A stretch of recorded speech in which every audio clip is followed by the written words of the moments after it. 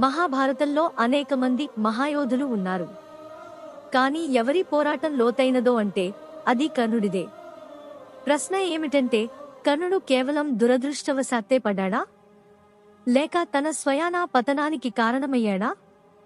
తాను చేసిన తప్పులే తనను నాశనానికి నెట్టాయా?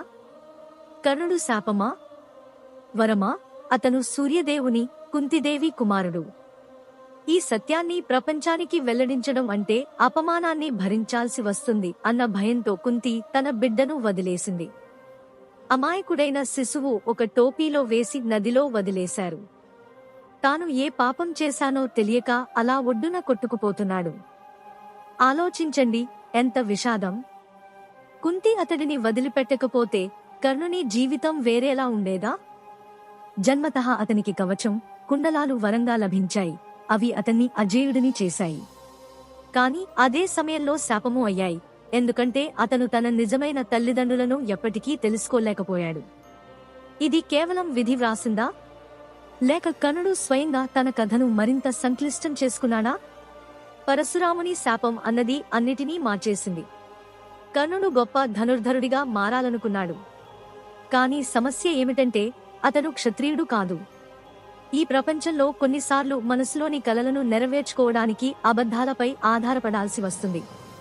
కర్ణుడు అదే చేశాడు. తాను బ్రాహ్మణుడినని నటించి పరశురాముని దగ్గర విద్య నేర్చుకున్నాడు. కానీ సత్యం ఎప్పటికీ దాగి ఉండదు. ఒకరోజు పరశురాముడు కర్ణుని మోకాలిపై నిద్రపోతున్నప్పుడు ఒక క్రూరమైన పురుగు అతడిని కొరికింది. రక్తం పారుతోంది, నొప్పి భరించలేనిది.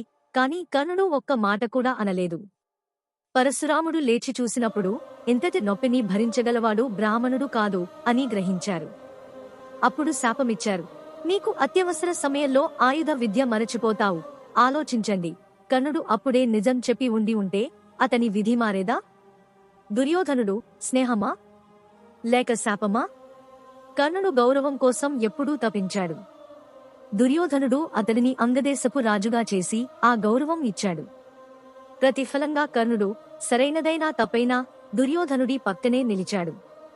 కాని ఆలోచించండి, ద్రౌపది వస్త్రహరణ సమయంలో కర్ణుడు మౌనంగా ఉండలేదు. ఆమెను అవమానించాడు. ఎందుకంటే ఆమె ఒకసారి తనను రథసారథి కుమారుడని అవహేళన చేసింది. కోపంతో తీసుకునే నిర్ణయాలు తప్పే అవుతాయి. కర్ణుడి విషయంలో కూడా అదే నిజమయ్యిందేమో. కాబట్టి ప్రశ్న ఏమిటంటే, కర్ణుడు దుర్యోధనుడి పక్షాన నిలవకపోయి ఉంటే అతని కథ వేరేలా రాసుకుందా? కవచం, కుండలాల త్యాగం మహాదానమా లేక మూర్ఖత్వమా? అవి కర్ణుని గొప్ప శక్తి. కాని ఇంద్రుడు, అర్జునుడి తండ్రి, భిక్షగా అడగగానే రెండో ఆలోచన లేకుండా కర్ణుడు వాటిని ఇచ్చేశాడు. ఇది కర్ణుని అత్యున్నత దాతృత్వం కావచ్చు, కాని అతని పెద్ద తప్పు కూడా కావచ్చు. ఆలోచించండి, కవచం, కుండలాలు వదల్లేకపోతే మహాభారత యుద్ధం వేరేగా ముగిసేదా?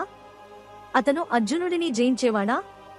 మహాభారత సంగ్రామం కర్ణుని అంతిమ క్షణం. యుద్ధభూమిలో కర్ణుడు, అర్జునుడు ఎదురుపడ్డారు. అప్పుడు కర్ణుని రథం బురదలో ఇరుక్కుపోయింది. యుద్ధ నిబంధనల ప్రకారం అర్జునుడు ఆగాలి.